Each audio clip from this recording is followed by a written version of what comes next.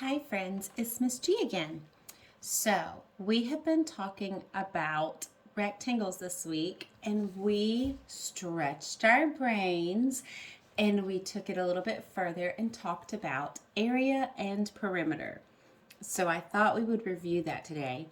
And this book goes a little bit beyond what we're learning, so I'm going to pick special pages out of this book to read and then we're going to do an activity.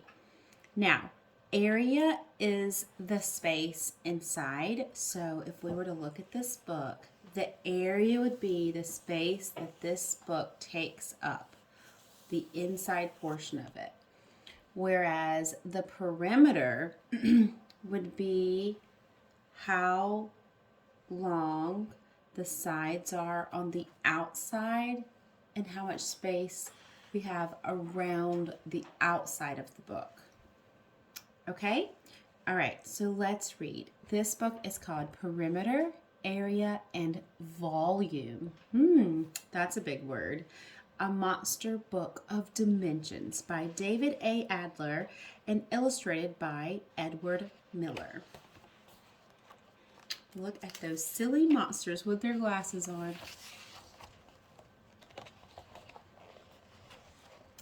Have you ever been to a 3D movie? 3D movies look real. If there's a monster walking on the screen, it might seem as if he is walking towards you. As the monster on the screen gets bigger and bigger, it seems as if he's coming closer and closer.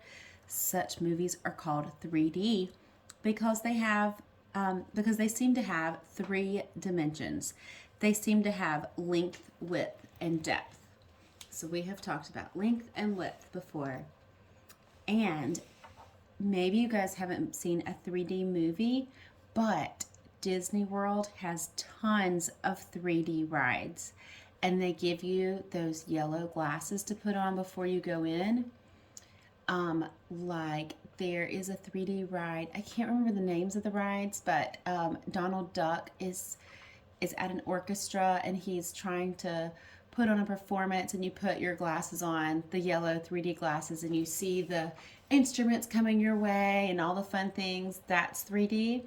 And then there's one at Hollywood Studios that it's the Muppet Show, and you go in and you put your glasses on and it makes the Muppet Show look 3D. Those are also examples where the things look like they're coming at you. But we're really just focused on 2D, but it's fun to also talk about 3D. Look at the monsters. They're eating their snacks and watching the 3D movie. In the movie Monsters in the Neighborhood, the monsters are bothered by nosy neighbors who run across their yards and look in their windows. The monsters decide to put up fences. I think I would put up a fence too. We don't want nosy neighbors, do we? Before they can buy the fences, they need to know how long each side must be. They need to know the total length of the fence around each yard. Length is just one dimension. So they're looking for how long their yard is so they can put up a fence. Has your mommy or daddy ever put up a fence in your yard? Yep, they had to do that math, didn't they? Or maybe they built a garden bed and had to figure out how much space they had to put a garden bed, and they had to measure the length. Take a look at these two yards. One is bigger than the other. How much fencing would the monster need for each yard? To find out, we add up the lengths of all the sides. When you add up the sides of each yard, you are finding its perimeter, the distance around, how much space it takes up around. So they're building a fence and they measure how much space the fence is going to take up. And you also notice that this is a rectangle, right? So here's a rectangle and then here's another rectangle. So this yard is longer and this yard is shorter. And then we notice this yard is longer this way and this yard is shorter. So that's why we have to measure. We have to know how much fencing we should buy. Then we can put our fence up so those nosy neighbors won't come in our yard. All right, this page goes a little beyond what we're going to learn about, but you can look at the picture. Those silly monsters. Okay, look at the posters outside the movie theater. Each has a drawing of a monster. Do the monsters in the posters look real? It's difficult to make a drawing look completely real because real things have 3 dimensions and a picture has 2 dimensions. Pictures have just length and width. Pictures are the surfaces of flat objects, have 2 dimensions. Okay, so we see the posters and they have width and length, which would allow us to figure out the perimeter, or we could even figure out the area if we needed to. Which monster is your favorite? I think he's pretty silly. How big is the movie screen?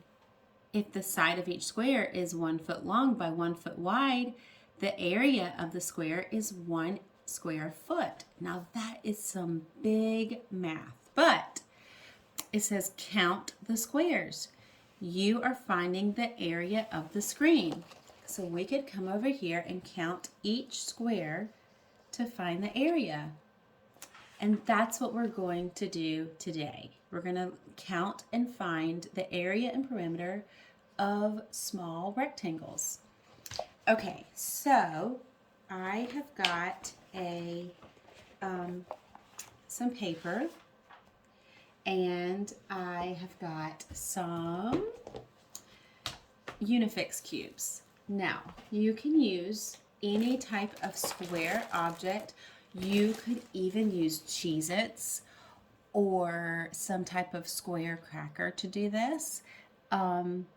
You could use, you might have some toys, some building toys that are in the shape of squares that you could use, but I'm going to use Unifix cubes. All right, so the first shape I'm going to make is I'm going to put 2 squares together, and I'm going to make a rectangle. All right, so let's talk about this rectangle. Let's say this could be the size of my garden bed. So I have 1, 2 sides on this side, 2. I have 1 on this side. I have 2 on this side, and I have 1 on this side. So I'm going to count all of these together to figure out, or we could say add, but we're going to count to figure out what my perimeter is. So I'm going to say 1, 2, 3, 4, 5, 6. So our perimeter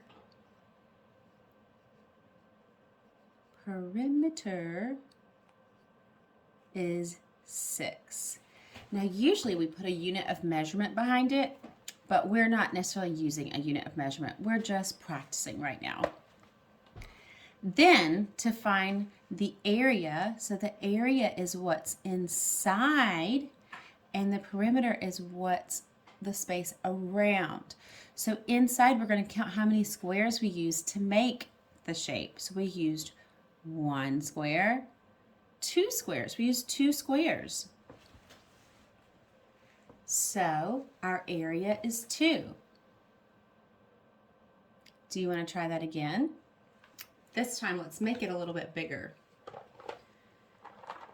So since we did that math, maybe we realized that's just not quite big enough. Maybe we need a bigger area.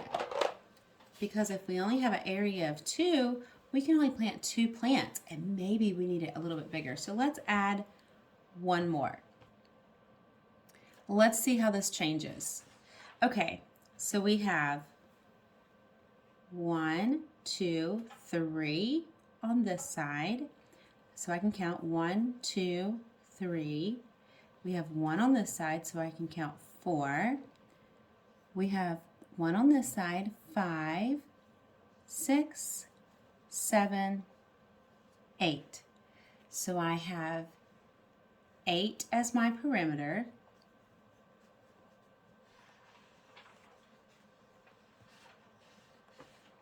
And I have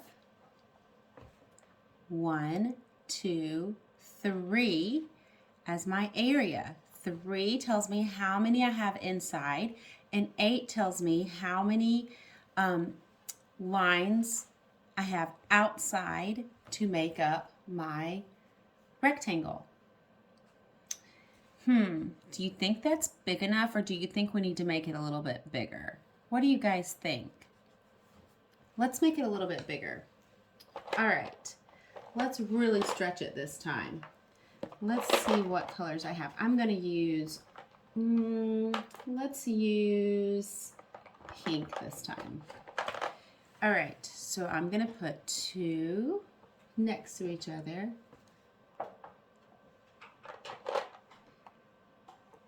And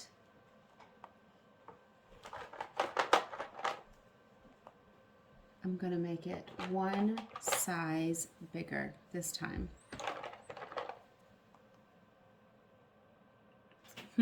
So we're really gonna stretch our brain. Do you think you can do it? Of course you can, because you're super smart, right? All right, so we wanna find how much space we have on the outside of our rectangle, and then we'll figure out how much we have on the inside.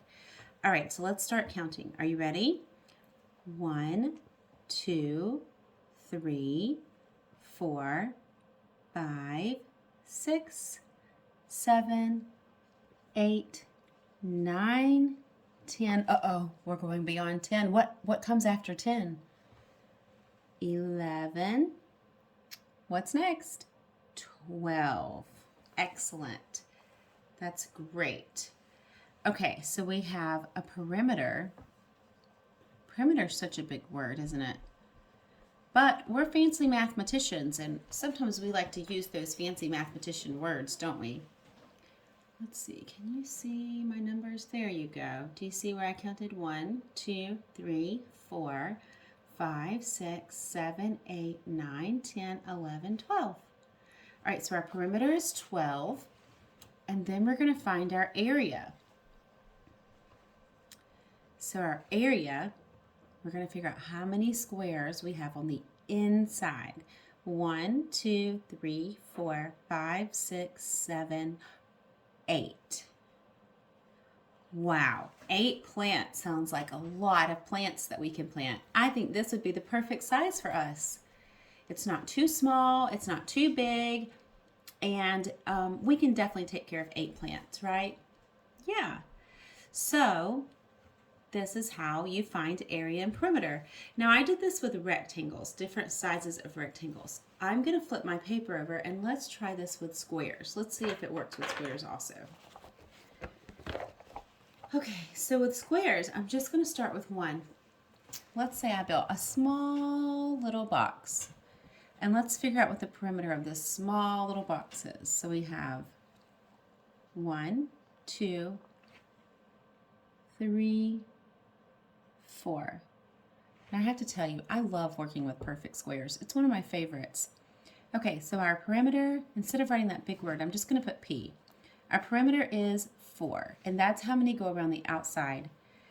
Our area, which is how much it goes on the inside, how many cubes did I use? How many squares do you see? Yes, just 1. So in this planter, we can only plant 1 plant. So let's say that's too little. So let's make it bigger, and let's keep with our squares. So if I put 2 down, is that a square? No, because a square has to have all the sides are the same length. What if I put 2 more down? Is that a perfect square? Let me turn them all the same direction. Yes, it is, because this side is the same length as this side, which is the same length as this side and this side. Okay, so let's see what our perimeter of this shape is. Let's start counting. 1, 2, 3, 4, 5, 6, 7, 8. So our perimeter of this shape is 8. Let's figure out what our area is. 1, 2, 3, 4.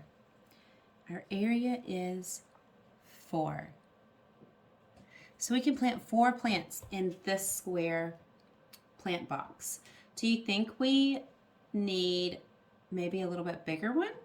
Yeah, let's try it and see. So this time I'm going to use my yellow and we're going to create a bigger square. So I'm going to add 2 more. Does that look like a square? No, it looks like a rectangle because we have 2 short sides and 2 long sides. What can I do to make it a square? What can I do to make it have equal sides all the way around? Wow, some of you are just mathematical geniuses. That is correct. You can add another row of yellow or whatever color you're using of Unifix cubes or squares, however you want to say it. Okay, so now we have 4 equal sides. We have 4 equal sides. So let's figure out what our perimeter would be. Let's count. Ready? 1, 2, 3, 4, 5, 6, 7, 8, 9, 10, 11, 12. Uh-oh, we stretched our brain past 10. All right, so we have 12 as our perimeter. And we have, let's figure out what our area is. Our area is on the inside. Ready? 1, 2, 3, 4, 5, 6, 7, 8, 9. So that looks like a big enough box, doesn't it? We could definitely plant a lot of plants in our square garden bed. All right, guys, I hope this helped with perimeter and area. Remember, we're just stretching our brain a little and making ourselves just a little bit smarter. So this might have been hard, but that's okay. We have lots of time to learn it. Okay, guys, thanks for joining me today. We'll see each other again soon. Toodaloo.